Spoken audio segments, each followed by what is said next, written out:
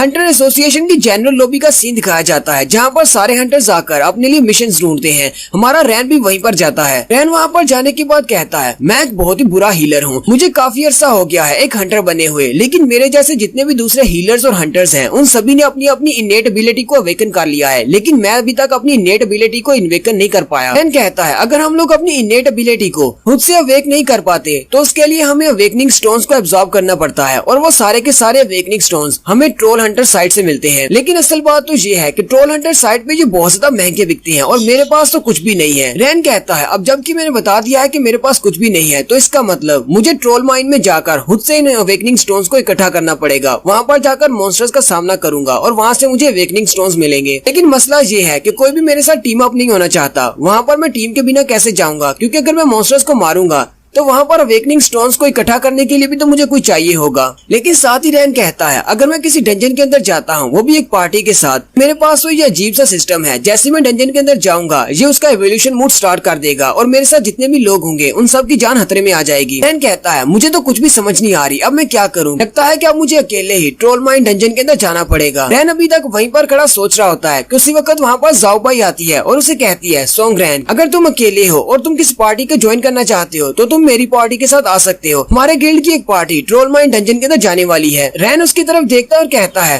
तुम तो टैंक जाओबाई हो, तुम यहाँ पर क्या कर रही हो। वो आगे बढ़ती है और कहती है, ये तो बहुत ही अजीब बात है, तुम्हें मेरे बारे में कैसे पता है। रैन उसे कहता है, मुझे तुम्हारे बारे में कैसे पता नहीं हो सकता, तुम्हारी वजह से तो मैं पूरे शहर में मशहूर हो गया हूँ। तुम्ही ने तो मेरे मैच की लाइव स्ट्रीमिंग दिखाई थी, तुम्हारी वजह से अब पूरे का पूरा हांग टू ग्रुप मेरे पीछे लगा हुआ है। जाओबाई उसे कहती है, ये तो बहुत ही अच्छा है, तुम सिर्फ एक ही लाइव स्ट्रीमिंग से बहुत ज्यादा मशहूर हो गए हो। मैं इतने अरसे से लाइव स्ट्रीमिंग कर रही हूँ कि लोग अभी तक मुझे इतना ज्यादा नहीं जानते जितना तुम्हें जानते हैं। वहाँ पर एसोसिएशन की लॉबी में जितने भी हंटर्स होते हैं वो सारे रैन की तरफ देखकर उसे पहचान लेते हैं और कहते हैं, ये तो वही ब्रॉन्ज रैंक का हीलर है जिसने लूमी को हराया था, जो कि एक सेशन टाइप थी। अब जबकि टैंक जाओबाई भी इसके साथ खड़ी है, तो इसका मतलब ये वाकई में वही लड़का है। हंटर लड़कियां भागती हुई सोंगरैन के पास आ जाती है और उसे कहती है, प्लीज मेरे साथ एक सेल्फी ले लो। एक लड़की उसे कहती है, तुम्हारा ये नया हेयर स्टाइल तो बहुत ज्यादा प्यारा है। साथ ही वो उससे कहते हैं, क्या जाओबाई तुम्हारी लवर है, क्या तुम दोनों गर्लफ्रेंड एंड बॉयफ्रेंड हो। जाओबाई भी काफी ज्यादा हैरान होती है और रैन से कहती है, तुमने ठीक ही कहा था, तुम कुछ ज्यादा ही फेमस हो गए हो। रैन आगे बढ़ता है और उसका हाथ पकड़ते हुए कहता है, चलो मेरे साथ आओ, और वो उसे खींचकर सीधा टॉयलेट में ले जाता है। रैन उसे टॉयलेट के अंदर ले जाकर दीवार के साथ लगा लेता है। वो काफी ज्यादा हैरान हो जाती है और कहती है, ये तुम क्या करने वाले हो। रैन उसे कहता है, मेरी बात ध्यान से सुनो, मैं यहाँ पर अपनी प्रोफाइल को लो रखने की कोशिश कर रहा हूँ, लेकिन तुमने जो कुछ भी किया है उस दिन तुमने लाइव स्ट्रीमिंग करके मेरी जान को खतरे में डाल दिया है, इसलिए दोबारा ऐसा कुछ कभी मत करना। हालांकि मैंने लूमी की इतनी ज्यादा इंसल्ट की, तुम्हारी लाइव स्ट्रीमिंग की वजह से हांग टू ग्रुप की ये सारी की सारी बेइज्जती सभी तक पहुँच चुकी है, इसलिए हांग टू ग्रुप वाले मुझे नहीं छोड़ेंगे। जाओबाई उसे कहती है, हाँ मैं तुम्हारी बात को समझ सकती हूँ, तुम क्या कह रहे हो, लेकिन शर्माते हुए उसे कहती है, क्या तुम थोड़ा सा पीछे हटकर बात नहीं कर सकते, तुम बहुत ज्यादा करीब हो। रैन उसे कहता है, अच्छा ठीक है। रैन जैसे वहाँ से जाने लगता है, जाओबाई उसका बाजू पकड़ लेती है और कहती है, रुको जरा मेरी बात तो सुनो, थोड़ी देर पहले मैंने तुमसे कहा था कि हमारे गिल्ड की पार्टी को ज्वाइन कर लो, क्या तुम हमारी गिल्ड की पार्टी को ज्वाइन करना चाहोगे। रैन उसे कहता है, क्या तुम वाकई में एक डंजन के अंदर मेरे साथ जाना चाहती हो। रैन उसे कहता है, अच्छा ठीक है, अगर तुम मेरे साथ जाना चाहती हो तो फिर मेरी दो कंडीशंस हैं। सबसे पहली मेरी कंडीशन ये है कि उस डंजन के अंदर जितने भी अवेकनिंग स्टोन्स मिलेंगे वो सारे के सारे मेरे होंगे, इसके अलावा जो कुछ भी होगा वो सब कुछ तुम रख सकती हो। लूमी उसे कहती है, तो इसका मतलब तुमने अभी तक अपनी इनेट एबिलिटी को नहीं जगाया, तो वाकई में एक ब्रॉन्ज रैंक के हंटर हो, हमें लगा था कि तुम एक फॉल्स रैंकर हो। रैन भी उसकी बात सुनकर थोड़ा सा शर्मिंदा हो जाता है। रैन उसे कहता है, मेरी दूसरी कंडीशन ये है कि तुम अपने साथ अपने किसी भी पार्टी मेंबर को लेकर नहीं जा सकती, सिर्फ हम दोनों अकेले डंजन के अंदर जाएंगे। जाओबाई उसकी बात सुनकर बहुत ज्यादा हैरान हो जाती है और उसे कहती है, कहीं तुम पागल तो नहीं हो गए, उस डंजन के अंदर 5 लोग जा सकते हैं, अगर हम 5 लोगों से कम लेकर जाते हैं तो वहाँ पर हम लोग मर भी सकते हैं, क्या तुम हम सबको वहाँ पर मरवाना चाहती हो। रैन उसे कहता है, मैंने तुम्हें अपनी कंडीशंस बता दी हैं, अगर तुम मेरे साथ डंजन में जाना चाहती हो तो फिर सिर्फ हम दोनों ही जाएंगे, अगर नहीं जाना चाहती तो फिर तुम्हारी मर्जी है। इतना कह के रैन वॉशरूम से बाहर चला जाता है। जाओबाई सोच रही होती है, अगर बॉस ने मुझे ऑर्डर्स नहीं दिए होते कि मुझे इस लड़के के बारे में सारी इन्फॉर्मेशन इकट्ठी करनी है तो मैं इसके साथ डंजन में कभी नहीं जाती। अब जबकि ये मेरे बॉस के ऑर्डर्स हैं तो मुझे इसके साथ जाना ही पड़ेगा। जाओबाई सोंगरैन से कहती है, सोंगरैन जरा रुको, मैं भी तुम्हारे पीछे आ रही हूँ। Next scene troll mine dungeon gate का होता है, जो कि एक पुराने से एरिया में होता है। जाओबाई उसे कहती है, काफी दिनों से ये डंजन गेट यहीं पर है, ये एक ट्रोल माइन डंजन है, इसके अंदर से हमें बहुत सारे अवेकनिंग स्टोन्स मिल सकते हैं। जाओबाई उसे कहती है, अब जबकि हम लोग यहाँ पर पहुँच चुके हैं तो चलो फिर अपना टाइम वेस्ट नहीं करते, जल्दी से अपना आर्मर पहनते हैं और अंदर चले जाते हैं। रैन उसे कहता है, मेरे पास तो कोई आर्मर है ही नहीं, मेरे पास सिर्फ एक वेपन है। जाओबाई बहुत ज्यादा हैरान हो जाती है और कहती है, इस डंजन के अंदर सिर्फ हम 2 लोग जाने वाले हैं और तुम्हारे पास एक आर्मर भी नहीं है,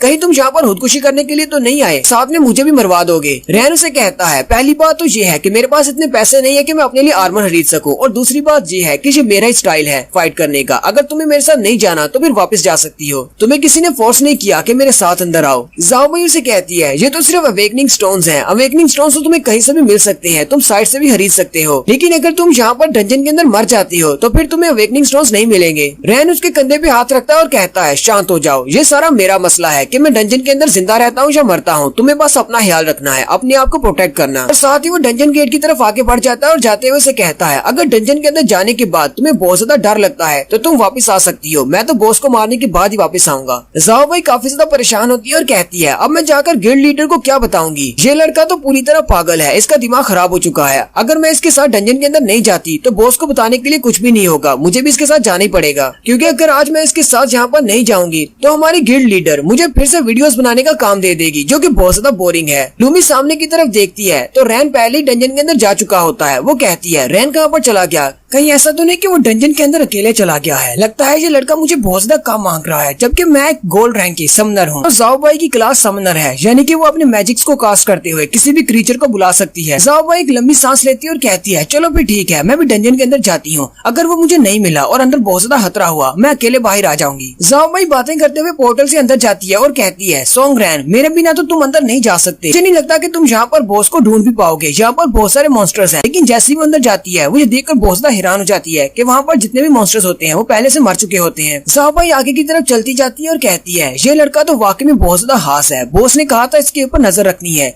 बॉस ने बिल्कुल ठीक कहा था। इस लड़के ने तो यहाँ पर जितने भी मॉन्स्टर्स हैं उनको पहले ही मार दिया है, और वो भी सिर्फ अकेले। रैन उसके आगे आगे होता है और आगे जितने भी रास्ते में मॉन्स्टर्स होते हैं वो उन सब के साथ फाइट करते हुए उन सबको मार रहा होता है। ज़ाओ भाई भी काफी ज्यादा एक्साइटेड हो जाती है और कहती है लगता है कि बहुत ज्यादा मजा आने वाला है। वो अपने समनिंग मैजिक को एक्टिवेट करती है और अपने पास से एक वुल्फ को निकालती है जिसका नाम डार्की है। ज़ाओ भाई डार्की से कहती है चलो डार्की हम इस लड़के को दिखाते हैं कि हम इससे जरा भी कम नहीं है, इस लड़के ने तो हमें बहुत ज्यादा कम मांग लिया है, हम इससे बहुत ज्यादा स्ट्रॉन्ग है। रैन अभी भी कुछ मॉन्स्टर्स को मार रहा होता है और कहता है ये तो बहुत ही अच्छा हो गया, अब जबकि मैं लेवल अप हो चुका हूँ, ये सारे सिल्वर रैंक के मॉन्स्टर्स मेरे सामने कुछ भी नहीं है। और साथ ही रैन काफी ज्यादा खुश भी होता है क्योंकि एवोल्यूशन मोड अभी तक एक्टिवेट नहीं हुआ। रैन कहता है जब तक मेरा एवोल्यूशन मोड एक्टिवेट नहीं होता ये सारे के सारे मॉन्स्टर्स नॉर्मल रहेंगे और मैं आसानी से इन सबको मार सकता हूँ। ज़ाओ भाई भी वहाँ पर पहुँच जाती है और डार्की से कहती है डार्की जाओ जाकर रैन की हेल्प करो, जबकि रैन कहता है इस सब की जरूरत नहीं है, यहाँ पर जितने भी मॉन्स्टर्स थे उन सबको मैंने मार दिया है। ज़ाओ भाई ये देखकर बहुत ज्यादा घबरा जाती है क्योंकि रैन ने वाकई में वहाँ पर जितने भी मॉन्स्टर्स होते हैं उन सबको अकेले मार दिया होता है। ज़ाओ भाई उसे कहती है रास्ते में आते हुए मैंने बहुत सारे मॉन्स्टर्स की लाशें देखी है और यहाँ पर तो लाशों का ढेर लगा हुआ है, तुम तो वाकई में बहुत ज्यादा स्ट्रॉन्ग हो, मुझे ये बात मानना पड़ेगी। रैन उसे कहता है मेरी तारीफ करने के लिए तुम्हारा शुक्रिया। ज़ाओ भाई उसके पास आ जाती है और कहती है लेकिन इस डंजन का बॉस बहुत ज्यादा स्ट्रॉन्ग होगा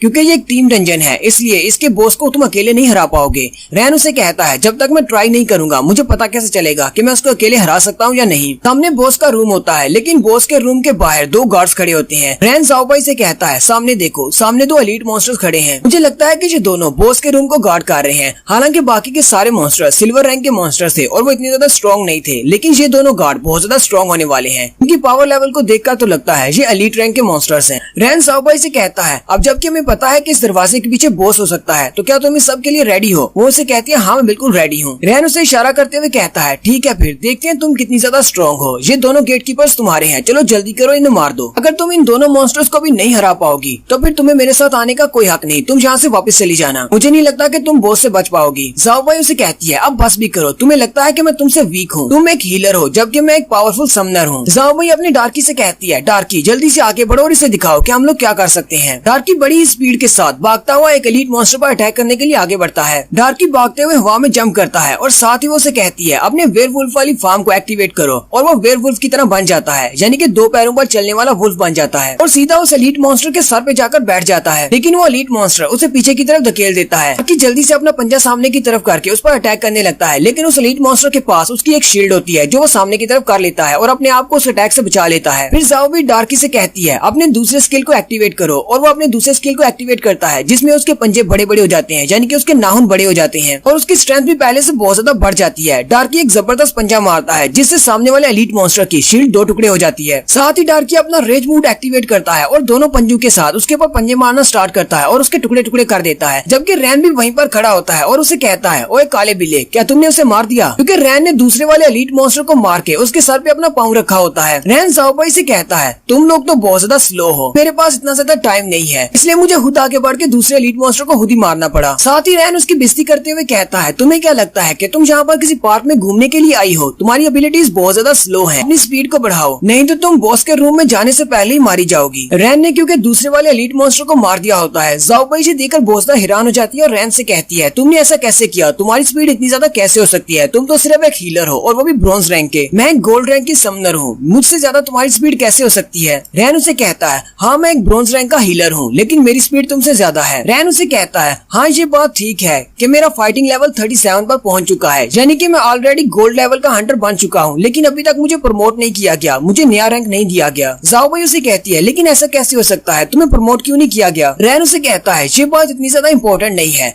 लेकिन ये बात बहुत ज्यादा इम्पोर्टेंट है। मैंने ये देख लिया है कि तुम अपने आप को डिफेंड कर सकती हो, ठीक है, तुम मेरे साथ बॉस के रूम में आ सकती हो। चलो अब हम लोग बॉस के रूम में चलते हैं। रैन बॉस के रूम के सामने जाकर खड़ा हो जाता है और उसे कहता है, अभी भी तुम्हारे पास एक मौका है, एक बार फिर से सोच लो, अगर तुम इस रूम के अंदर मेरे पीछे पीछे आ जाती हो तो उसके बाद यहाँ से निकल नहीं पाओगी जब तक हम बॉस को मार नहीं देते। ज़ाओबाई उसे कहती है, मैं गोल्ड रैंक की समनर हूँ, तुम्हें बार बार मुझे ये याद दिलवाने की जरूरत नहीं है कि मैं तुमसे वीक हूँ। एनी और डार्की ने बहुत सारी डंजन्स में बहुत सारे मॉन्स्टर बॉस का सामना किया है, इसलिए हम लोग तुम्हारे साथ अंदर जाएंगे। ज़ाओबाई अपने वेयरफुल डार्की की तारीफ करते हुए कहती है, एक मैजिकल बीस्ट है और ये बहुत ज्यादा पावरफुल है, ये अपने पावर लेवल के बराबर के किसी भी मॉन्स्टर को क्रश कर सकता है, उसके टुकड़े टुकड़े कर सकता है। जबकि डार्की भी वहाँ पर बड़े स्टाइल के साथ हाथ बांधकर खड़ा हो जाता है। रैन उसे कहता है, अच्छा ठीक है, अगर तुम्हें अपने अंदर इतना ज्यादा कॉन्फिडेंट है तो मैं इस डोर को ओपन करने वाला हूँ, फिर मेरे पीछे आ जाओ। रैन उस दरवाजे को धक्का देते हुए खोल देता है और जैसे ही वो दरवाजे के अंदर जाता है, रैन अपने आप से कह रहा होता है, अब सब कुछ अच्छा हो जाए, कहीं ऐसा ना हो कि मुझे फिर से वो बुरी सी आवाज सुननी पड़े। यहाँ पे बुरी सी आवाज से वो कह रहा है कि सिस्टम की आवाज ना सुननी पड़े कि वो इवोल्यूशन मोड को एक्टिवेट कर रहे हैं। ज़ाओबाई डार्की से कहती है, डार्की चलो हम भी इसके पीछे चलते हैं और इसे दिखाते हैं कि हम लोग कितने ज्यादा स्ट्रॉन्ग हैं। इसे लगता है कि हम लोग इससे वीक हैं। फिर वो दोनों भी उसके पीछे पीछे दरवाजे के अंदर चले जाते हैं, लेकिन जैसे वो वहाँ पर एंटर होते हैं उसी वक्त उस रूम के अंदर एक सफेद रंग की रोशनी चमकती है और फिर वो हो जाता है जिसका रैन को डर था, यानी कि उसके पास नोटिफिकेशन आता है, एक विंडो ओपन होती है और उसे कहा जाता है,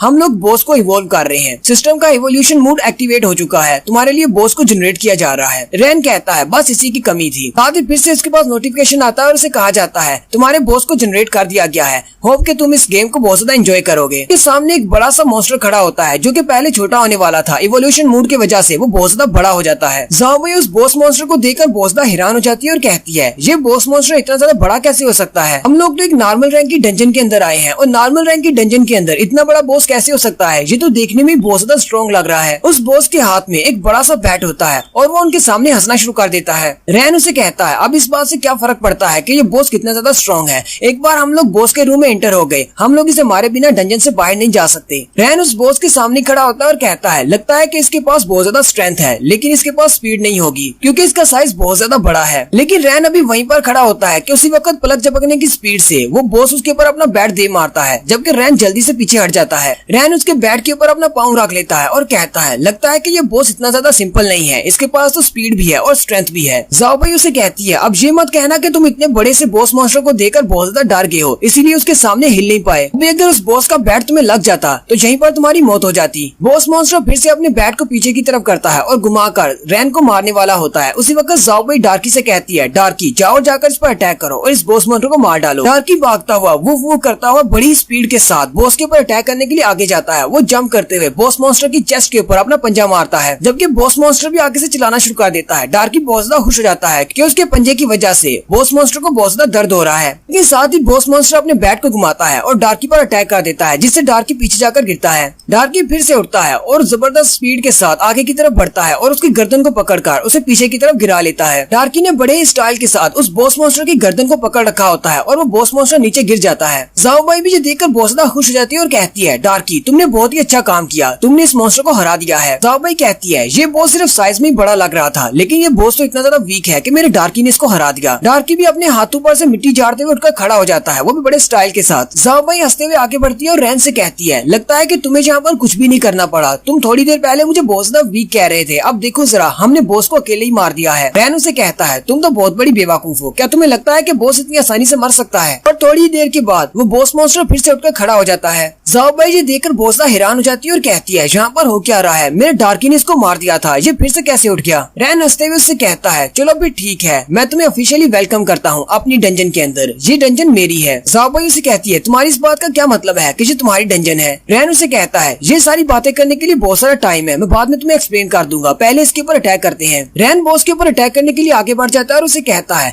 किसी भी ओपनिंग के लिए तैयार रहना, जैसे तुम्हें मौका मिलेगा। अगर तुम्हारे पास एनर्जी हुई तो मेरी हेल्प करने के लिए अपने डार्की को आगे भेज देना, मैं पहले जाकर इस पर अटैक करता हूँ। रैन जैसे ही उसके सामने जाता है, बॉस अपने बैट को घुमाते हुए उसके ऊपर अटैक करता है, लेकिन रैन ऊपर की तरफ जंप करते हुए उसके अटैक को डॉज कर लेता है। रैन हवा में से पीछे की तरफ बैक फ्लिप करता है और अपने ब्लेड ऑफ इवोल्यूशन को यूज करते हुए उस बॉस के सर के ऊपर अटैक करता है, लेकिन वो बॉस जल्दी से अपने दोनों बाजू को सामने की तरफ कर लेता है। वो अपने बाजू को शील्ड की तौर पर यूज कर रहा है। रैन उसके ऊपर अटैक करने के बाद नीचे उतर आता है। जब वो देखता है कि उसके ऊपर कोई भी ज्यादा डैमेज नहीं हुआ, वो बहुत ज्यादा हैरान हो जाता है और कहता है मेरे स्पेशल अटैक्स भी इसके ऊपर ज्यादा डैमेज नहीं कर रहे, ये अपने बाजू को शील्ड के तौर पर यूज कर सकता है। ज़ाओबाई भी सब कुछ देखकर बहुत ज्यादा हैरान हो रही होती है और कहती है लगता है कि रैन को इस बारे में पहले से पता था कि डंजन के अंदर आने से ऐसा कुछ होने वाला है कि मॉन्स्टर अपने पहली फॉर्म से बहुत ज्यादा स्ट्रॉन्ग हो जाएंगे। इस लड़के के इर्द गिर्द तो बहुत सारी मिस्ट्रीज हैं, इसके पास बहुत सारे सीक्रेट्स हैं, लेकिन इस बॉस के सामने फाइट करते हुए मुझे इतना तो पता चल गया है कि ये वाकई में एक ब्रॉन्ज रैंक का हीलर है, क्योंकि इसे डंजन के अंदर जरा भी एक्सपीरियंस नहीं है। क्योंकि अगर इसे डंजन के अंदर आने का एक्सपीरियंस होता तो ये बात समझ जाता कि जिस बॉस के पास शील्ड होती है, ऐसे बॉस के सामने हमारे ब्लेड के अटैक बिल्कुल बेकार हैं। ज़ाओबाई रैन से कहती है सिर्फ मेज टाइप के और असैसिन टाइप के हंटर्स इसको हरा सकते हैं, क्योंकि ये एक शील्ड वाला मॉन्स्टर है। तुम्हारा ब्लेड इसके सामने बिल्कुल बेकार है, इसलिए मुझे नहीं लगता कि तुम इसको हरा पाओगे। ज़ाओबाई अभी वहीं पर रैन के साथ बातें कर रही होती है कि उसका डार्की भागता हुआ बॉस पर अटैक करने के लिए आगे चला जाता है। ज़ाओबाई ये देखकर बहुत ज्यादा हैरान हो जाती है, क्योंकि उसने अपने डार्की को कोई भी ऑर्डर्स नहीं दिए। डार्की जैसे ही बॉस पर अटैक करने के लिए उसके करीब जाता है, वो बड़ा सा मॉन्स्टर अपने बड़े से बैट को घुमाकर उसको एक जबरदस्त छक्का मारता है। डार्की बेचारा बहुत ज्यादा जख्मी हो जाता है और उसकी बॉडी से ब्लड निकलना शुरू हो जाता है। वो पीछे दीवार के साथ जाकर गिरता है। ज़ाओबाई अपनी डार्की की ये हालत देखकर बहुत ज्यादा हैरान हो जाती है और रोना शुरू कर देती है, जबकि बॉस अब पहले से भी ज्यादा गुस्सा हो जाता है। वो अपने रेज मूड को एक्टिवेट करता है और अपने बड़े से बैट को उनके ऊपर मारने के लिए रेडी हो जाता है। ज़ाओबाई उसके बैट को अपनी तरफ आते हुए देखकर कहती है अब हम लोग यहीं पर मरने वाले हैं। मैंने तो कभी सोचा भी नहीं था कि मैं इस तरह की किसी नॉर्मल डंजन के अंदर बॉस के हाथों मारी जाऊंगी। रैन सोच रहा होता है ज़ाओबाई ने कहा है कि इस तरह के मॉन्स्टर को मारने के लिए एक असैसिन टाइप का हंटर चाहिए होता है, हम लोग इस मॉन्स्टर को नहीं मार पाएंगे। रैन कहता है मुझे लगता है कि मुझे स्पेशल स्किल को यूज करना पड़ेगा, और यहीं पर 3 दिन पहले की स्टोरी बताई जाती है, उस दिन की जिस दिन रैन अपने रूम में बैठा होता है और मिस्टर ट्रेडर उसके रूम के बाहर होता है। रैन को अपने सामने टेबल के ऊपर एक क्रिस्टल नजर आता है जो कि चमक रहा होता है। रैन कहता है ये क्या चीज है? वो उसको उठाकर अपने हाथ में पकड़ लेता है। रैन अपने सिस्टम से उसे चेक करता है तो उसके नाम के बारे में कुछ भी नहीं लिखा होता, लेकिन उसमें लिखा होता है कि तुम्हारा ब्लेड इसको एब्जॉर्ब कर सकता है। रैन अपने ब्लेड ऑफ इवोल्यूशन को निकालता है और साथ ही उस ट्रांसफॉर्मेशन स्टोन को उस ब्लेड के ऊपर रखता है, जिससे वो क्रिस्टल की सारी एनर्जी उस ब्लेड के अंदर ट्रांसफर हो जाती है। और साथ ही उसके पास विंडो ओपन होती है और उसे कहा जाता है कि तुमने असैसिन टाइप को भी सीख लिया है, अब तुम एक असैसिन भी बन सकते हो। जब ये इस अपने स्पेशल स्किल को एक्टिवेट करेगा, उसका ब्लेड ऑफ इवोल्यूशन एक की बजाय 2 ब्लेड्स बन जाएगा, जैसे कि असैसिन्स के पास होते हैं। असैसिन्स के पास हमेशा 2 ब्लेड्स होते हैं। साथ ही उसकी स्ट्राइक स्ट्रेंथ भी 15% के हिसाब से बढ़ जाएगी। स्टोरी फिर से प्रेजेंट में आ जाती है। रैन ब्लेड ऑफ इवोल्यूशन पे हाथ रखता है और कहता है ठीक है, असैसिन फॉर्म को एक्टिवेट करो। वो ब्लेड ऑफ इवोल्यूशन चमकना शुरू हो जाता है। ज़ाओबाई जी देखकर बहुत ज्यादा हैरान हो जाती है और कहती है तुम्हारे ब्लेड के साथ क्या हो रहा है? और उसी वक्त वो देखती है कि रैन के हाथ में एक की बजाय 2 ब्लेड्स हो जाते हैं। ज़ाओबाई जी देखकर बहुत ज्यादा हैरान हो जाती है और कहती है थोड़ी देर पहले तो इसके पास सिर्फ एक स्वर्ड थी, लेकिन अब ये 2 डैगर्स बन गए हैं। अचानक इसने अपनी क्लास कैसे चेंज कर ली? ये तो एक हीलर था, लेकिन अब ये एक असैसिन है। रैन ज़ाओबाई से कहता है क्या तुम ठीक हो? ज़ाओबाई उसे कहती है हाँ मैं बिल्कुल ठीक हूँ, लेकिन मुझे इस बात की समझ नहीं आई,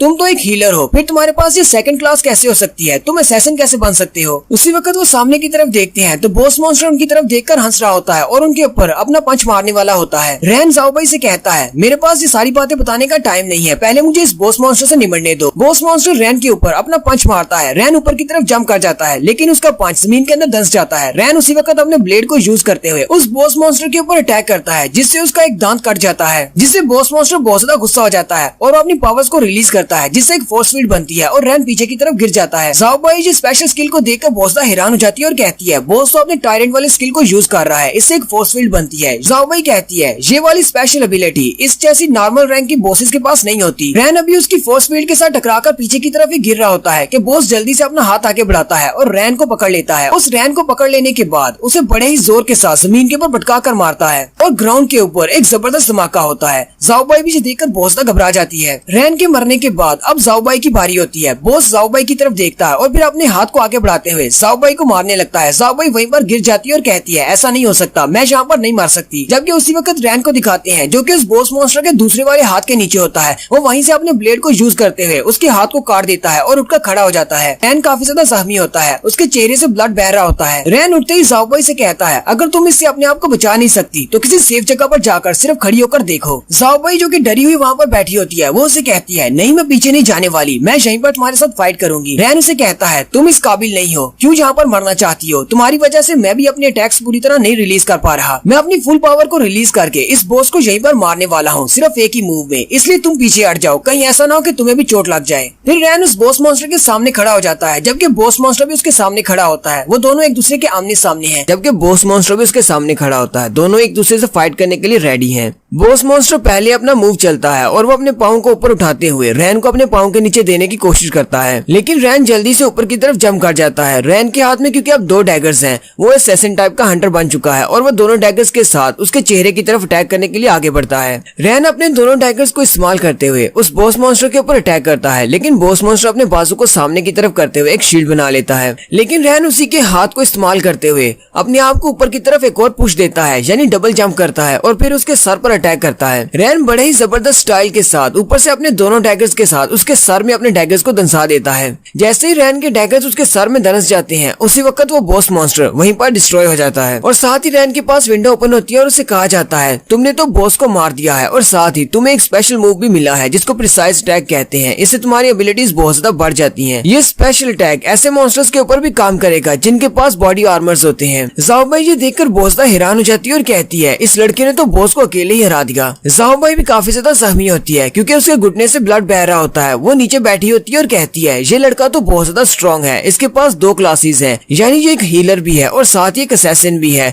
और इसका रैंक गोल्ड रैंक के बराबर में है। साथ ही जाओ भी कहती है मैंने इसको अभी तक कोई भी हीलिंग एबिलिटी यूज करते हुए नहीं देखा, क्या ये वाकई में एक हीलर है या फिर एक असैसिन है? रैन को बॉस मॉन्स्टर को मारने पर एक अवेकनिंग स्टोन मिलता है। रैन कहता है जैसा कि हमने कहा था डंजन के अंदर से जितने भी अवेकनिंग स्टोन्स मिलेंगे वो सारे मेरे होंगे और बाकी का जो कुछ भी होगा वो तुम्हारा होगा। अब इस स्टोन को मैं अपने लिए रखने वाला हूँ। साथ ही रैन उसके घुटने की तरफ देखता है तो उसके घुटने से बहुत ज्यादा ब्लड निकल रहा होता है। रैन कहता है मुझे भी एक और काम करना है। वो उसके पास आकर बैठ जाता है और अपनी हीलिंग एबिलिटीज को यूज करते हुए उसके घुटने को हील कर देता है। रैन कहता है अब ठीक है, अब तुम्हें ज्यादा दर्द नहीं होगी। जाओ भी शर्माते हुए उससे कहती है तुम्हारा बहुत बहुत शुक्रिया। रैन उसे कहता है अभी मेरा शुक्रिया अदा करने की जरूरत नहीं, अभी एक और काम है जो मुझे करना है और साथ ही वो अपना डैगर निकाल लेता है। रैन अपने डैगर को उसकी गर्दन के सामने करते हुए कहता है मैं तुम्हें यहाँ पर मारना नहीं चाहता, इसलिए चुपचाप मुझे बता दो जो मैं तुमसे पूछने वाला हूँ। ज़ॉम्बी ये देखकर काफी ज्यादा हैरान हो जाती है कि ये क्या कर रहा है, जबकि उसका डार्की भी बहुत ज्यादा गुस्सा हो जाता है। रैन ज़ॉम्बी से कहता है मैंने इस बारे में सुना था कि हमारे समन क्रीचर हमारे बहुत ज्यादा वफादार होते हैं, जैसे कि तुम्हारा ये डार्की है, ये तुम्हारे लिए खड़ा होने को तैयार है, ये तो तुम्हारा बहुत अच्छा पार्टनर है, लेकिन अपने डार्की से कहो कि वहीं पर रहे और शांत रहे, वरना मैं तुम्हें यहीं पर मार डालूंगा और तुम्हारे इस छोटे बिल्ले को भी, क्योंकि तुम ये बात अच्छी तरह से जानती हो कि अगर तुम्हारा ये छोटा काला बिल्ला मेरे ऊपर अटैक करेगा तो इसका क्या होने वाला है। ज़ॉम्बी से कहती है हाँ मैं तुम्हारी बात समझ सकती हूँ। फिर वो डार्की से कहती है डार्की यहाँ पर मत आना, हम दोनों मिलकर भी इसका मुकाबला नहीं कर पाएंगे। रैन साथ ही अपने डैगर को वापस रख लेता और कहता है चलो शुक्र है तुमने आसानी से मेरी बात मान ली, चलो भी ठीक है अब मेरे सवालों के जवाब दो। रैन उसे कहता है हम दोनों पहले कभी नहीं मिले, तुमने सिर्फ उस दिन मेरी लाइव वीडियो रिकॉर्ड की थी, उसके अलावा तुमने मुझे कभी नहीं देखा। तुम भी शायद जानती होगी कि मैं एक बहुत ही कमजोर सा हीलर हूँ, फिर तुम्हारा यहाँ पर एक डेंजरस डंजन के अंदर मेरे साथ अकेले आने का मकसद क्या है। ज़ॉम्बी उसे कहती है तुम्हारे साथ आने का मेरा मकसद बहुत ज्यादा सिंपल है, मैं गिल्ड की मेंबर हूँ जिसका नाम क्लोवर गिल्ड है। मैं यहाँ पर तुम्हें जज करने के लिए आई हूँ कि तुम्हारे पास कितनी ज्यादा क्वालिफिकेशन है और तुम किस काबिल हो, ताकि मैं तुम्हें इनवाइट कर सकूं हमारे क्लोवर गिल्ड को ज्वाइन करने के लिए। और मैंने तुम्हें देख लिया है कि तुम काफी ज्यादा पावरफुल हो, तुम हमारे गिल्ड को ज्वाइन कर सकते हो। रैन उसे कहता है तुम्हें ऐसा क्यों लगता है कि मैं तुम्हारे उस क्लोवर गिल्ड को ज्वाइन करूंगा, तुम्हारा क्लोवर गिल्ड तो सिर्फ लोगों की वीडियोस बनाता है, वो तो बिल्कुल एक बकवास गिल्ड है। ज़ॉम्बी उसे कहती है ऐसी बात नहीं है, हमारा गिल्ड सिर्फ एंटरटेनमेंट गिल्ड नहीं है, हम लोग सिर्फ वीडियोस नहीं बनाते। पहले हम लोग भी डंजन्स के अंदर जाया करते थे, वीडियोस तो हम लोग सिर्फ गुजारा करने के लिए बना रहे हैं। ज़ाओबी उसे कहती है, अगर मैं तुम्हें सही सही बताऊं तो हमारा गिल्ड 2 साल पहले बर्बाद हो गया था। 2 साल पहले सीज कैंपेन स्टार्ट हुई थी, इसमें हमारे क्लोवर गिल्ड ने हिस्सा लिया था। 2 साल पहले तक हमारा गिल्ड इस पूरे शहर का सबसे बेस्ट गिल्ड हुआ करता था, हांगडू गिल्ड से भी ज्यादा बड़ा गिल्ड। हमारे पास बहुत सारे मेंबर्स थे, जहाँ तक के हमारे पास अल्फा टियर लेवल के भी मेंबर्स थे। अल्फा टियर को आप लोग एस रैंक का हंटर भी कह सकते हैं। लेकिन 2 साल पहले जब सेज मूड स्टार्ट हुआ था तो एक डंजन में से एक बहुत ही पावरफुल मॉन्स्टर बाहर निकला। उस पावरफुल मॉन्स्टर को हराना हमारे क्लोवर गिल्ड की जिम्मेदारी थी। हमारे क्लोवर गिल्ड ने उसके साथ बहुत ज्यादा अच्छे से फाइट की। वो एक बड़ा सा प्लांट मॉन्स्टर था जिसके बहुत सारे टेंटिकल्स थे और वो इतना ज्यादा पावरफुल था कि हमारे बहुत सारे हंटर्स एक इंस्टेंट में उसके हाथों से मारे गए। हमारे गिल्ड के जितने भी वीक हंटर्स थे वो उसके सामने बिल्कुल भी नहीं टिक पाए थे। बहुत सारे हंटर्स उसके हाथों से मारे गए, हमारे कुछ नॉर्मल हंटर्स, इसके अलावा हमारे कुछ ऐसे एलीट हंटर्स भी थे जो कि उस बॉस मॉन्स्टर के हाथों मारे गए। यहाँ पर अल्फा टियर का लफ्ज यूज किया गया है। मैं अल्फा टियर को एस रैंक का हंटर कहूंगा क्योंकि आप लोगों को एस रैंक के हंटर के बारे में पहले से पता है कि सबसे ज्यादा स्ट्रॉन्ग हंटर एस रैंक का हंटर होता है। ज़ाओबी रैन को बताती है, उस वक्त हमारे गिल्ड की लीडर एक एस रैंक की हंटर थी और वो बहुत ज्यादा स्ट्रॉन्ग थी। जब उसने देखा कि हमारे बहुत सारे एलीट हंटर्स मारे गए हैं तो वो आगे बढ़ी और उसने उस बॉस मॉन्स्टर के साथ फाइट की। बहुत सारी फाइट करने के बाद उसने उस बॉस मॉन्स्टर को मार दिया। हालांकि हमारी उस लीडर ने उस बॉस मॉन्स्टर को मार दिया, लेकिन बॉस को मारने के दौरान हमारी गिल्ड लीडर भी मारी गई। 2 साल पहले उस इंसिडेंट में बहुत सारे हमारे हंटर्स मारे गए थे, सिर्फ एक एलीट रैंक की मेंबर बची थी। अब वही हमारे गिल्ड की लीडर है। अब चूंकि हमारे गिल्ड का लीडर सिर्फ एक एलीट रैंक का है और हमारे पास इससे ज्यादा कोई हंटर नहीं है, हमारे पास सिर्फ 2 से 3 हंटर्स हैं। इसी वजह से हमारे गिल्ड की रेपुटेशन बहुत ज्यादा कम होगी। हंटर एसोसिएशन ने हम लोगों पर ध्यान देना छोड़ दिया, इसकी वजह से सब लोग हमारे बारे में भूल चुके हैं। ज़ाओबी उसे कहती है, बस हम लोग अपने गिल्ड को बचाना चाहते हैं क्योंकि हमारे पिछले लीडर ने अपने गिल्ड को बचाने के लिए अपनी जान दे दी थी। हमारे जो नए लीडर हैं वो चाहती हैं कि हम अपने गिल्ड को इसी तरह बचाए रखें, इसलिए उन्होंने ये तरीका अपनाया कि हम लोग वीडियोस बनाकर अपलोड करते हैं जिससे हम लोग अपने गिल्ड को बहाल रख सकते हैं, कुछ पैसे कमा सकते हैं। इसी वजह से हमारे गिल्ड की रेपुटेशन और भी ज्यादा खराब हो चुकी है। ज़ाओबी उसे कहती है, अपने लीडर को देखकर मुझे भी ये बात महसूस होती है कि हमारी लीडर कभी भी ऐसा करना नहीं चाहती थी, यानी कि ये एंटरटेनमेंट का काम वो नहीं करना चाहती। पिछले 2 साल से वो सिर्फ एक हंटर को ढूंढ रही है जो कि इतना ज्यादा पावरफुल हो कि जिसके अंदर एस रैंक का हंटर बनने की स्ट्रेंथ हो, वो हमारे गिल्ड को दोबारा से रिवाइव कर सकता है। रैन उसे कहता है, क्या तुम्हें लगता है कि मैं एक एस रैंक का हंटर बनने के काबिल हूँ? तुम्हें पता है कि एस रैंक के हंटर्स बहुत ज्यादा पावरफुल होते हैं, अगर उन सबको मॉन्स्टर भी कहा जाए तो ये गलत नहीं होगा।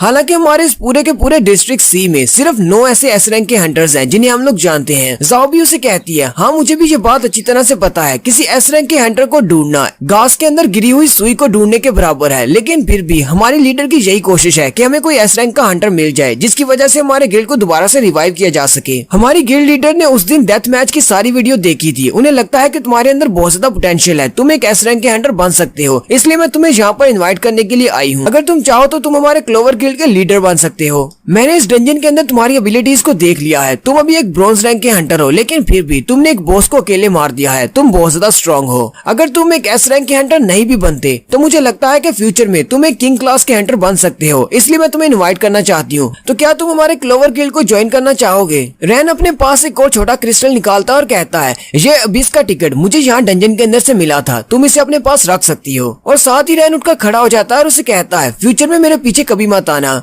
मैं तुम्हारे गिल्ड को ज्वाइन नहीं कर सकता। साथ ही रैन उसे कहता है, तुम्हारा बहुत बहुत शुक्रिया कि तुम और तुम्हारी बॉस मेरे बारे में बहुत कुछ सोचती हो, तुम्हें लगता है कि मेरे अंदर बहुत ज्यादा पोटेंशियल है, लेकिन मैं तुम्हें बता दूं मैं कोई एक एस रैंक का हंटर नहीं हूँ। और साथ ही उसे अपनी पास की मेमोरीज याद आती हैं जहाँ पर उसका पूरा का पूरा ग्रुप यानी आरवी और उसके सारे के सारे दोस्त हिडन बॉस क्या तो मारे गए थे। रैन उसे कहता है, मैं तो बस एक ऐसा इंसान हूँ क्योंकि बहुत ज्यादा बदकिस्मत है और जहाँ भी जाता है वहाँ पर लोग मारे जाते हैं। ज़ाओबी उसे कहती है, मैं तुम्हारी इस बात से एग्री नहीं करती, तुम इतनी जल्दी इतनी ज्यादा स्ट्रॉन्ग कैसे बन सकती हो? कुछ हफ्ते पहले तक तुम्हें लोग वीक हंटर कहा करते थे और ना ही तुम्हारे साथ टीम अप करना चाहते थे, लेकिन अब तुम इतनी ज्यादा फेमस हो चुके हो कि सभी लोग जानते हैं कि तुम बहुत ज्यादा स्ट्रॉन्ग हो। रैन उसे कहता है, मेरे हाथ में कुछ ऐसा लगा है जो मुझे स्ट्रॉन्ग बना रहा है, और इतना कहकर वो वहाँ से चला जाता है। नेक्स्ट सीन रैन के घर का होता है। रात के वक्त रैन अपने घर में अपने सोफा पर लेटा होता है। रैन कहता है, मुझे पूरे 3 दिन हो गए हैं, 3 दिन हो गए मैं इसी तरह की ट्रोल डंजन्स के अंदर जा रहा हूँ और जाकर मॉन्स्टर्स को मार रहा हूँ ताकि मुझे वहाँ से सोल स्टोन्स मिल सके। जितनी बार डंजन्स में जाकर बॉस मॉन्स्टर को मारता हूँ उतनी बार मेरी स्ट्रेंथ बहुत ज्यादा बढ़ जाती है। लेकिन जिस दिन मैं उस लड़की ज़ाओबी के साथ उस ट्रोल माइन के अंदर गया था और उस बॉस को मारा था, उस दिन मेरा लेवल एक पॉइंट के साथ बढ़ा था। लेकिन उसके बाद मैं जितने भी बॉसेस को मारा है, मेरा लेवल नहीं अप हो रहा। रेन कहता है मुझे लगता है कि शायद जब मेरा एक्सपीरियंस इंक्रीज हो रहा है, यानी मेरी स्ट्रेंथ और बाकी के स्टैट्स बढ़ रहे हैं, तो मेरा लेवल अप होना स्लो हो गया है, क्योंकि बाकी के स्टैट्स के हिसाब से लेवल अप होना बहुत ज्यादा मुश्किल होता जा रहा है। यहीं पर रैन के पॉइंट्स के बारे में दिखाया जाता है। रैन के पास 1 लाख पॉइंट्स हैं। रैन कहता है चलो शुक्र है मैंने बहुत सारे पॉइंट्स तो हासिल कर लिए हैं। रैन कहता है फ्यूचर में मुझे और भी ज्यादा पॉइंट्स मिलेंगे। जितने पॉइंट्स मेरे पास हैं, इनसे तो लगता है कि मैं गोल्ड रैंक का हंटर बन चुका हूँ। अगले कुछ दिनों तक मैं यहीं पर रेस्ट करूंगा और सोचूंगा कि मुझे नेक्स्ट क्या करना है। क्या मुझे अपने रैंक को रीवैल्यूएट करवाना चाहिए या नहीं। रैन ने अपने उस अवेकनिंग स्टोन को भी वहीं पर रखा होता है। रैन कहता है पता नहीं इस अवेकनिंग स्टोन को डिस्ट्रॉय करने पर मुझे कौन सी इनेट एबिलिटी मिलने वाली है। रैन उसी क्रिस्टल के सामने बैठा होता है और कहता है नॉर्मली जब हमें कोई एबिलिटी मिलती है, यानी इनेट एबिलिटी मिलती है, तो हमारी क्लास के रिलेटेड होती है। लेकिन अब तो मुझे खुद भी श्योर नहीं कि मेरी क्लास क्या है। पता नहीं मुझे हीलर क्लास के मुताबिक मिलेगी या फिर मुझे असैसिन टाइप की मिलेगी।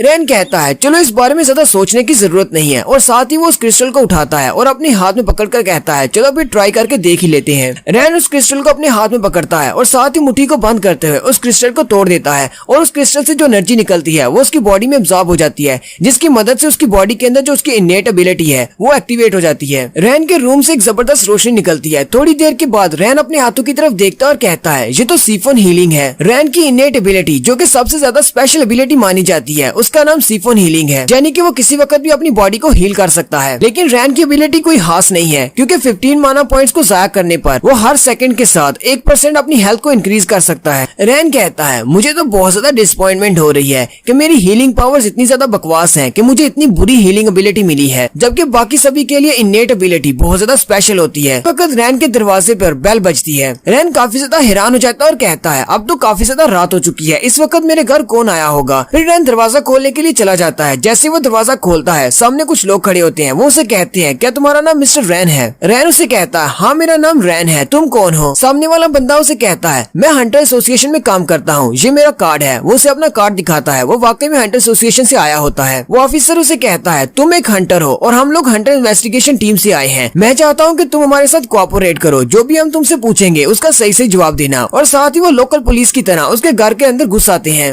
रैन उसे कहता है चलो ठीक है, मुझे तुम्हारी बात की समझ आ रही है, मैं तुम्हारे साथ कोऑपरेट करने को तैयार हूँ, लेकिन आधी रात के वक्त यहाँ पर हंटर एसोसिएशन वालों का क्या काम है। और वैसे भी अगर तुम्हें बात करनी है तो दरवाजे से बाहर रहकर बात करो, अंदर कहाँ घुसे चले जा रहे हो। वो ऑफिसर उसे कहता है अब हमारे सामने इस तरह का नाटक करना बंद करो। हमें पता है कि कुछ दिन पहले तुम एक लड़की के साथ एक डंजन के अंदर गए थे और तुम दोनों ने अकेले ही उस डंजन को क्लियर किया है। रैन उसे कहता है जब तुम्हें सब कुछ पता है कि मैं उस डंजन के अंदर एक लड़की के साथ अकेले गया था, तो फिर यहाँ पर तुम पूछने के लिए क्या आए हो। तुम्हें तो वैसे मेरे बारे में सब कुछ पता है। रैन साथ ही उसे अपनी इनेट एबिलिटी को एक्टिवेट करके दिखाता है और कहता है और अगर मुझे वहाँ से कोई सोल स्टोन मिला है तो उससे मेरी इनेट एबिलिटी जागी है। तुम लोग मेरी इनेट एबिलिटी को देख सकते हो, ये बहुत ही बकवास है। मैं कोई ऐसा महान हंटर नहीं बना जो तुम मेरी इन्वेस्टिगेशन करने के लिए यहाँ पर चले आए हो। मैं तो अभी भी वही कचरा हीलर हूँ जिसके साथ कोई भी टीम अप नहीं करना चाहता, इसलिए मैं उस लड़की के साथ अकेला डंजन में गया था। वो ऑफिसर उसे कहता है तुम्हारी बातों से लगता है कि तुम हमारे साथ कोऑपरेट नहीं करना चाहते। मुझे लगता है कि मुझे तुम्हारे साथ जबरदस्ती करना पड़ेगी। उसी वक्त एक लड़की अंदर आती है जो कि उसकी चीफ होती है। वो आती उस ऑफिसर से कहती है मिस्टर लियू, तुम्हें इस छोटे लड़के के साथ इस तरह बिहेव नहीं करना चाहिए। ये लड़का आराम से हमारे साथ कोऑपरेट करने को तैयार है, तो फिर इस लड़के के साथ जोर जबरदस्ती करने की क्या जरूरत है। रैन उस ऑफिसर से कहता है अब ये लड़की कौन है।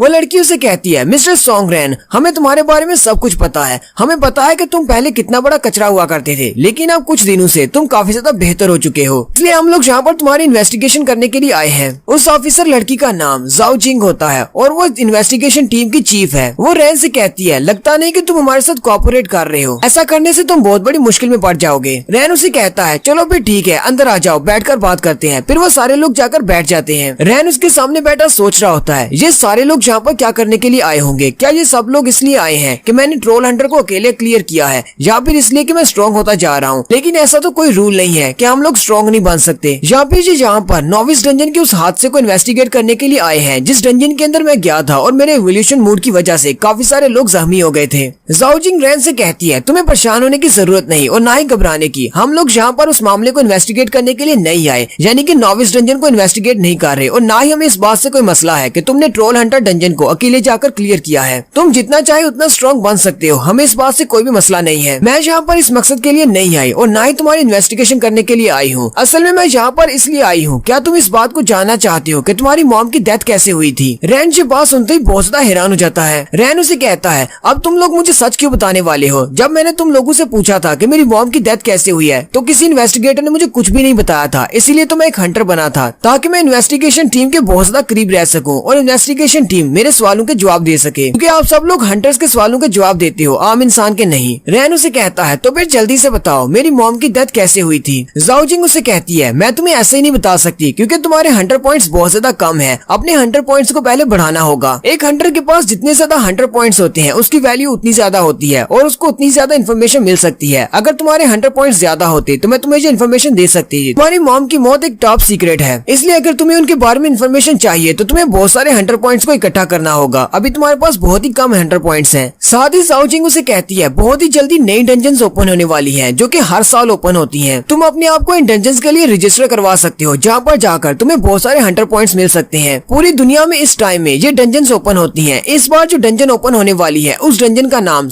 द सी ऑफ फॉरगेटफुलनेस है। तुम द सी ऑफ फॉरगेटफुलनेस में जाकर बहुत सारे पॉइंट्स हासिल कर सकते हो। और साथ ही चीफ उसे कहती है, तुम्हारा लेवल काफी ज्यादा बढ़ चुका है, मुझे लगता है कि तुम्हें अपने रैंक को रीवैल्यूएट करवा लेना चाहिए क्योंकि अब तुम एक गोल्ड लेवल के हंटर बन चुके हो जबकि तुम्हारा रैंक अभी तक ब्रॉन्ज लेवल है। रैन उसे कहता है, अब जबकि ये सारा मसला मेरी मॉम की डेथ से जुड़ा हुआ है तो फिर ठीक है, मैं तुम सब लोगों के साथ कोऑपरेट करूंगा और मैं द सी ऑफ फॉरगेटफुलनेस में भी जाने को तैयार हूँ। नेक्स्ट सीन क्लोवर गिल्ड का दिखाया जाता है। जाओ भी वहाँ पर जाने के बाद अपने गिल्ड लीडर को सारी बात बताती है कि वहाँ पर क्या हुआ था और रैन कितना ज्यादा पावरफुल है। उसने वहाँ पर डंजन में एक बॉस को अकेले ही हरा दिया। बॉस उसे कहती है, ज़ॉम्बी तुमने इस बार बहुत ही अच्छे से काम किया है। बॉस उसे कहती है, जितनी भी इन्फॉर्मेशन तुमने मुझे दी है उसके मुताबिक तो मुझे यही लगता है कि वो लड़का काफी ज्यादा स्ट्रॉन्ग है। वो लड़का हालांकि अभी सिर्फ गोल्ड रैंक तक पहुंचा है, फिर भी उसने एक एसिड बॉस को हराया है जो कि नॉर्मल डंजन होने के बावजूद अपने नॉर्मल पावर लेवल से भी बहुत ज्यादा स्ट्रॉन्ग था, लेकिन रैन ने उसको अकेले ही हरा दिया। तो इसका मतलब रैन वाकई में फ्यूचर में एक एस रैंक का हंटर बन सकता है। बॉस उसे कहती है, हो सकता है कि सोंग रैन के पास वो रेड कलर का विंडो सिस्टम ओपन हो गया हो। हमारी पुरानी बॉस ने बताया था कि जब हम लोग एक एस रैंक के हंटर बनते हैं और हम लोग रीअवेकन होते हैं तो हमारे पास एक स्पेशल सिस्टम ओपन होता है जो कि हमें हर बार बताता है कि हमें क्या करना है और हमें कौन सी सिचुएशन से किस तरह निकलना है। वो सिस्टम हमें स्ट्रॉन्ग बनाता है। मुझे लगता है कि इस लड़के के पास भी वही सिस्टम है। फ्यूचर में हमें इस लड़के के ऊपर नजर रखना होगी। हालांकि अभी के लिए वो लड़का हमारे क्लोवर गिल्ड को ज्वाइन नहीं करना चाहता, लेकिन मुझे लगता है कि फ्यूचर में वो हमारे गिल्ड के लिए बहुत ही वैल्यूएबल एसेट साबित होगा। अगर वो हमारे गिल्ड का लीडर बन जाता है तो हम अपने गिल्ड को रिवाइव कर पाएंगे। साथ ही बॉस अपनी चेयर को दाईं तरफ घुमा देती है और अपनी चेयर पर लगे हुए एक बटन को दबाते हुए सामने वाली विंडोज से पर्दों को हटा देती है और उन सबसे कहती है, हमारे लिए इस वक्त सबसे ज्यादा जरूरी है सी ऑफ फॉरगेटफुलनेस, क्योंकि एक डंजन ओपन होने वाली है। हमें उस डंजन को जाकर क्लियर करना है। लेकिन द सी ऑफ फॉरगेटफुलनेस में जाने के लिए हमारे पास रैन जैसा एक पावरफुल एस रैंक का हंटर होना चाहिए। अगर हम लोग सी ऑफ फॉरगेटफुलनेस को क्लियर कर पाए तो उसके बाद हमारे क्लोवर गिल्ड का नाम फिर से ऊंचा हो जाएगा और हमें इस तरह की वीडियोस बनाकर पैसे कमाने की जरूरत नहीं रहेगी। अगले दिन सुबह सुबह हंटर एसोसिएशन की लॉबी का सीन दिखाया जाता है।